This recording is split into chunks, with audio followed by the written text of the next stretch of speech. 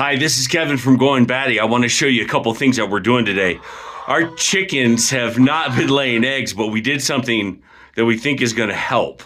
It doesn't necessarily solve the problem, but I think it'll help. And we're doing inventory today in a unique way for some insurance. So we're going to show that all to you today. All right.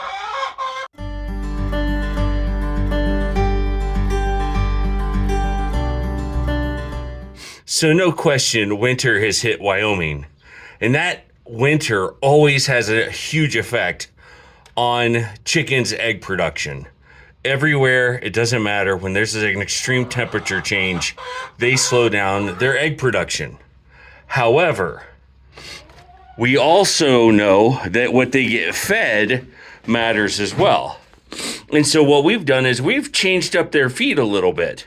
We've mixed a combination of scratch and feed and split peas, and we've added to their feed a little bit more nutrients, and it's changed their egg production. So we went from maybe 1 a day to 2 a day, but now to like 3 a day almost.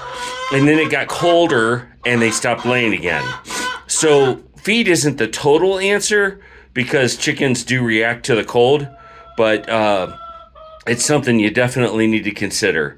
We don't have the perfect mix put together yet, but we do have cracked corn in there, split peas that we had to get from Walmart because nowhere else in our area sells them. Actually, I think Smith's might sell them, which is basically a Kroger. They had carry Kroger brands. But anyway, Smith's carries split peas. They're cheaper at Walmart, and you have to buy them in the normal people food section. Then there's wheat, barley, millet, cracked corn, I think I mentioned, oats. Now, here's the things that we need to add that we haven't added. We don't have kelp meal or kelp powder yet. We haven't put garlic powder in there yet. We haven't found food grade diatomaceous earth. And the one thing that we did add to that were oyster shells. So that gives you a little bit of an idea of, if you want to mix your own feed, by all means, take some of these ingredients and throw them together and your chickens will love it. Now, I'm sure there's certain measurements that you need to follow, and you need to log into Justin Rhodes' channel probably to figure that out. But we kind of did a mix of all of those ingredients and the leftover feed that we have, and the chickens are just flourishing because of it. So you don't want to ever give them too much of one thing, because like for a person, it's bad for them. But this mix seems to be doing well for our chickens. So yeah, that gives you an idea of what is in that mix. So we have perfectly good nesting boxes, and yet they insist on laying eggs here in the corner, which I think is hilarious. Get them before they freeze, because they will freeze and they will crack. So yeah, that's a good one.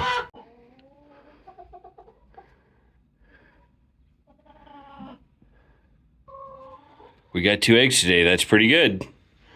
There will be more later. She's laying, taking her good old time. So this is their food dish, and we keep that heated during the winter with an aquarium heater. And in this place, in this spot, it has yet to freeze. Now, I add to it almost every other day hot water, and it keeps it at the right drinking temperature for the chickens. And there they are, all huddled in the corner. Some of the chickens lay their eggs there, and then some of the chickens lay in the nesting box. But they're keeping warm together today because it's an extra cold day. But yeah, with their feed, it's changing the dynamic of their laying habits. So that's an update on our chickens. What's one of the worst things that can happen to you in the winter? That your truck heater goes out, and that's exactly what's happened here. So to defrost my windows, I've had to put a small space heater in the cab. That's why there's a cord hanging out. I don't know if you can see it, but it is working. So every night I put the space heater in there. I make sure it's not melting anything, and it warms the windshield so it doesn't frost over. Yeah, Winter in Wyoming. What are you gonna do? This is the greeting crew. Whenever I walk in the door, here they are. I don't think they're glad to see me, but if they are glad to see me, it's because I feed them treats and bacon grease, but not that often. And Silas loves to snack in the trash can. That's his big deal, isn't it, buddy? Say hi to everybody. Oh, what a gentle giant. Oh, and look who's here. It's my bride. So that was the update on the chickens, but now we're gonna take you through what it means to inventory what you have. And so we're gonna follow Heather around, and she's gonna show us how we inventory our back stock so we know exactly what we have. So we are taking a behind the scenes look at the Going Batty pantry. This is the upstairs pantry, and it is quickly disorganized because this is the pantry we live in. Yep. This is where all of our everyday food is. And every once in a while we have to go through it, organize it, and make sure that we have everything downstairs that needs to be downstairs and everything that's upstairs needs to be upstairs. But tell us what we're doing. Well, I'm going through, and what I try to do here is have everything. We do our grocery shopping in 2-week cycles because that's how Kevin gets paid. And I want this to be just what we're using in that 2 weeks. That and all of my Baking stuff? like my baking, the stuff that you would use for baking and stuff. And I actually want to move this up here to where I can see it better, because down here it's harder to see. It is. It's a difficult place. So I'm gonna move all of this stuff around, inventory anything, and put it in our long-term storage down in the basement. Anything that's doubles or triples of something, which we usually have in here. If it's not for like this here is for chili that we're still gonna do. We've got some tomato sauce in here that's also for chili. And what kind of chili are you gonna make, Heather? Cincinnati style chili. Yeah, baby!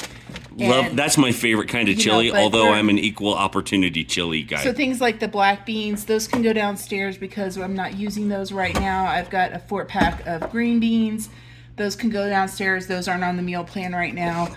That's Katie's. Tomato soup we're not using right now. There's chicken breast back there where that's not on the menu either. That's kind of back stock, and it's just all gotten put up here. And you know why we have tomato soup?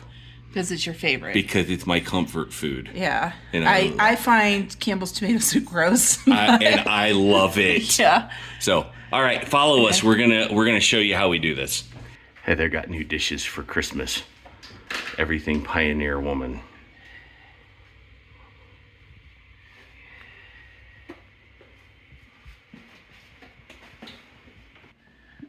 So I have here, I got these, off of the internet years ago, but I use these. These are my pantry inventory, and if you can see, I've written it upstairs pantry. I'm going to have one for downstairs too, and you're just going to write your items, how many of them you have, and then kind of cross them off as you go. I do it with the Sharpies because with the Sharpie you can, and I have them in a sheet protector, like a page protector.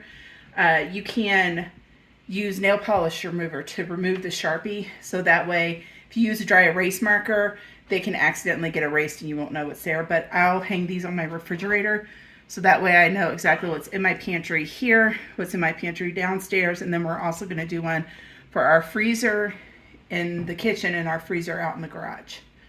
So we're trying a little experiment. We're making kale babies. Look at the little kale sprouts that are here. We're hoping to start growing some kale for the chickens, and we figured we'd start now because we have this really cool heating grow situation. All right, so here's a little window into our pantry. Yes, we use Thrive Life. Yes, we love Thrive Life. It's very handy. There's all the stuff that we have inventoried just now, and we'll show you those sheets in just a second.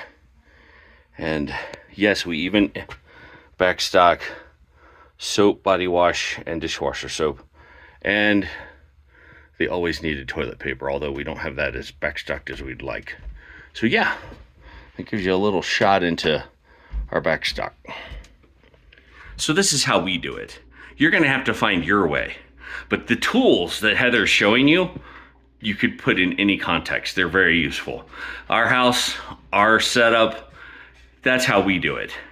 I think for our backstock, probably what we need to do is add another freezer, because even with the freezers that we have, it's still not quite enough to backstock the way we'd really like to. Now, I don't think we need to go hog wild, like get a freezer that would hide the size of, you know, an entire elk, but my wife does. So these lists will help us as we use things. We'll go through and mark them off so we can tell what we've done and what we haven't done.